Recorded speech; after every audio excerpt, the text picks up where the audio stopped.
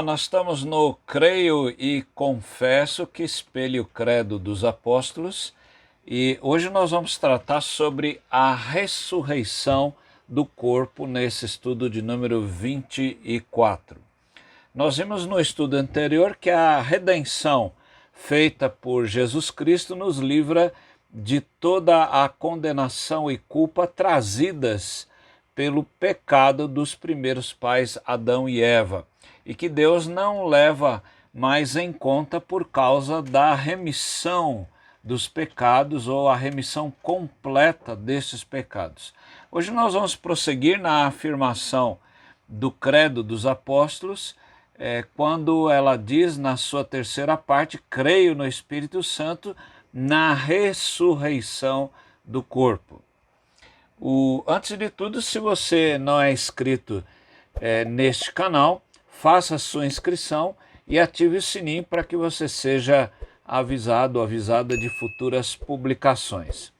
O Dicionário de Almeida define ressurreição como a volta de um morto à vida e cita Atos 1, 22, quando a palavra de Deus diz: começando no batismo de João, até o dia em que foi tirado do nosso meio e levado às alturas, um destes se torne testemunha conosco da ressurreição, se referindo naturalmente à ressurreição de Cristo. Então, a ressurreição, por definição, é a volta de um morto à vida. Em segundo lugar, o dicionário define a volta à vida no final dos tempos, de todos os mortos. E agora cita o texto quando Paulo faz uma das suas defesas perante um dos governadores ali romanos, Atos 24:15, Paulo diz: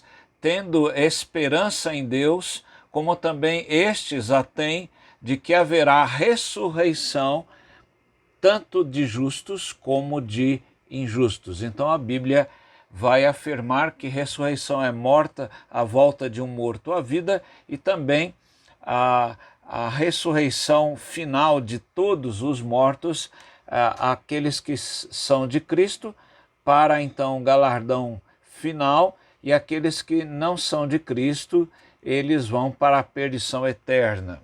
Quando a Bíblia fala de ressurreição do corpo, o que ela está falando? Veja que ela não está falando, acho que é melhor definir o que ela não fala, não é? Quando a Bíblia ela fala sobre ressurreição, ela não está falando em reencarnação do corpo ou coisa parecida. A palavra de Deus mostra a morte como um único evento e depois disso o destino eterno. Um texto clássico de Hebreus 9, 27 e 28, o autor aos Hebreus diz: assim como aos homens está ordenado morrerem uma só vez e vindo depois disso o juízo, assim também Cristo, tendo se oferecido uma vez por todas para tirar os pecados de muitos, ele não fala de todos, não é? Só aquele que crê, para tirar, de uma vez tirar os pecados de muitos, aparecerá segunda vez, não para tirar pecados, mas para salvar aqueles que esperam por ele. Então veja aí, já está falando também nessa dupla ressurreição. Jesus fala lá em Mateus 24 também, no princípio, no sermão profético, né? E ele fala sobre essa divisão que ele vai fazer dos bodes, das ovelhas, não é? Aqueles que estão à direita, aqueles que estão à esquerda, não é? Ele diz aos da direita: vinde bendito do meu Pai, tomai por posse o reino que está preparado desde a perdição do mundo. E aqueles que estão à esquerda, ele fala então a eles que eles irão para a perdição eterna com o diabo e os seus anjos, não é? Então é só para você, por alto, dar uma ideia. O Dr. Franklin Ferreira, no seu livro Credo dos Apóstolos, ele faz um apontamento interessante. E ele diz assim, que quando o credo diz creio no Espírito Santo, no Espírito Santo, conectando-o ao perdão de pecados, à ressurreição do corpo e à vida eterna, este documento confessional está excluindo completamente noções de reencarnação e transmigração da alma. Toda a noção de que o destino eterno pode ser mudado por algum tipo de obra realizada neste lado da existência é excluída completamente. E ele conclui dizendo: a morte é aquele momento definidor em que não pode mais mudar o destino eterno. Então é isso que a palavra de Deus coloca, e ele, em letras grandes, ele escreve exatamente isso. Nós somos ensinados pela palavra do próprio Cristo, sob a inspiração do Espírito Santo, que se ele ressuscitou, os que creem também serão ressuscitados também. Veja lá o que Jesus falou em João 5, 28 e 29. Jesus diz: não fiquem maravilhados com isso, porque vem a hora em que todos os que se acham nos túmulos ouvirão a voz dele, e sairão os que tiverem feito bem para a ressurreição da vida, e os que tiverem praticado o mal para a ressurreição do juízo. Em 1 Coríntios 15, um texto clássico também sobre ressurreição, no verso 20, Paulo diz: mas de fato Cristo ressuscitou dentre os mortos, sendo ele as primícias dos que dormem. Em 1 Coríntios 6,14 também nós lemos na palavra, Paulo diz: Deus ressuscitou o Senhor e também nos ressuscitará pelo seu poder. Então veja que é um texto bem completo. É um texto muito interessante do pastor Hernandes Lopes, como será o corpo na sua ressurreição. Ele diz que os gregos acreditavam na imortalidade da alma, mas não na ressurreição do corpo. E ele diz que os filósofos epicureus, por sua vez, acreditavam que a morte tinha a última palavra e punha fim à carreira humana. A igreja de Corinto, diz ele, influenciada pela cultura grega, estava vivendo uma crise de fé, pensando que os mortos não tinham esperança de ressurreição. Veja que a cultura está influenciando na crença dos crentes ali de Corinto, né?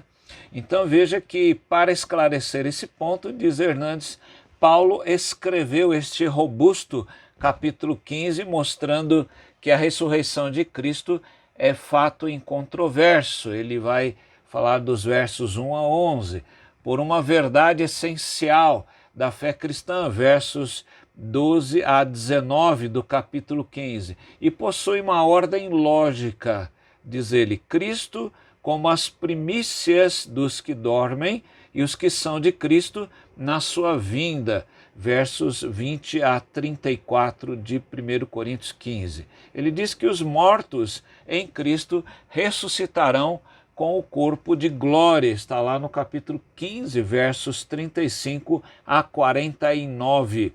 E esse auspicioso acontecimento, diz ele, a dar-se-á na segunda vinda de Cristo, e ele vai fechar agora o capítulo 15, versos 50 a 58. Nós lemos alguns textos interessantes do capítulo 15, quando Paulo diz no verso 43, 49 e 53. Presta atenção nesses textos, né? Paulo diz: semeia-se em fraqueza, ressuscita em poder. E assim como trouxemos a imagem do homem terreno, também traremos a imagem do homem celestial, se referindo a Adão, se referindo a Cristo. E por último, Paulo diz: porque é necessário que este corpo corruptível se revista de incorruptibilidade e que o corpo mortal se revista da imortalidade. Teremos a eternidade com Deus, viveremos para sempre com o Senhor. Então veja que essa é uma promessa da palavra de Deus que o Senhor nos dará um corpo glorificado. Lá em Filipenses 3, 20 a 21, Paulo diz: pois a nossa pátria está nos céus, de onde também aguardamos o Salvador, o Senhor Jesus Cristo, o qual transformará o nosso corpo de humilhação. Corpo de humilhação, como é que morre geralmente uma pessoa se ela tem, morre normalmente? Uma pessoa fica idosa, fica doente, né? E o corpo se debilita exatamente nessa hora. Então Deus vai transformar esse corpo, que talvez alguém que morreu queimado, atropelado, ou de uma doença, de um câncer, por exemplo, uma doença severa, Deus vai pegar aquele corpo de humilhação e vai transformá-lo num corpo de glória. E olha o que Paulo diz: o qual transformará o nosso corpo de humilhação para ser igual ao corpo da sua glória, segundo a eficácia do poder que ele tem de até subordinar a si mesmo todas as coisas. Você crê nisso? Você crê na ressurreição do corpo? Você pode dizer: eu creio no Espírito Santo, na ressurreição do corpo?